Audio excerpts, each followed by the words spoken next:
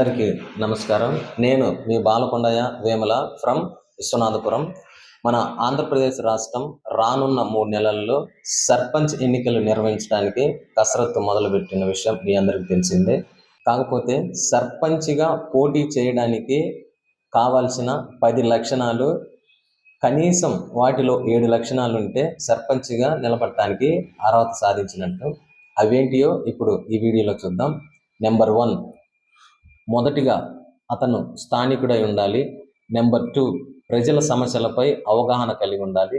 Number 3, సేవ చేసే గుణం, సేవాభావం కలిగి ఉండాలి. ఏ మనిషిని చూసినా సేవ చేయాలనే ప్రేమ ఆప్యత మనుషులపై కనపరచాలి. నెంబర్ 4, నాయకత్వ లక్షణాలు ఉండాలి.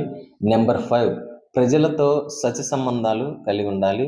నెంబర్ 6, ఆర్థికంగా మీరు మరింతగా బలపడి ఉండాలి.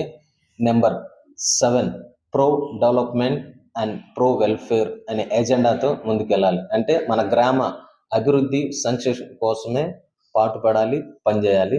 నెంబర్ 8, మీరు ఒంటరిగానైనా పోరాటం చేసేవారై ఉండాలి. అంతే తప్ప ఎమ్మెల్యే సపోర్టు, ఎంపీ సపోర్ట్‌తో గెలుస్తానని అస్సలు అనుకోకూడదు. నెంబర్ 9, మీరు ప్రో డెవలప్మెంట్ అనే ఎజెండాతో ప్రజల్ని ఓటు అడగాలి. అంతేగాని నేను మద్యం పంచో, డబ్బు పంచో పోటీల్లో దిగి గెలుస్తాను అని అనుకోకూడదు. ఎందుకంటే ఇప్పుడు ఏ ఫ్యాక్టర్ మీద ఓటు పడుతుందన్నది తెలియదు. ఒకడు క్వార్టర్ ఇస్తే ఇంకోడు రెండో క్వార్టర్ ఇస్తాడు. ఒకడు రూ. 1000 డబ్బులిస్తే ఇంకోటి 2000 డబ్బులిస్తాడు. కాబట్టి ఏ ఫ్యాక్టర్ మీద ఓటు పడుతుందో ఈ రోజుల్లో అస్సలు తెలియదు. నెంబర్ 10, ఇది మరీ ముఖ్యమైనది. మీరు పరువు, ప్రతిష్టకు ఎక్కువ ఇంపార్టెన్స్ ఇస్తున్నట్లయితే పోటీలోకి అస్సలు దిక్కండి. ఎందుకంటే రేపు పొరపాటున మీరు ఓడిపోయిన తర్వాత మీపై గాని, మీ కుటుంబ సభ్యులపైన గాని విమర్శలు కురిపిస్తే తద్వారా మనం మనోవేదన పడకుండా గట్టిగా ఉండగలుగుతానంటేనే పోటీలోకి దిగండి. అంతే తప్ప మనక్షోభకు గురైతే మాత్రం దిగొద్దు. సో, ఈ 10 లక్షణాలలో కనీసం 7 లక్షణాలయి ఉంటే సర్పంచ్‌గా పోటీ చేయడానికి మనం అర్హత సాధించినట్లు.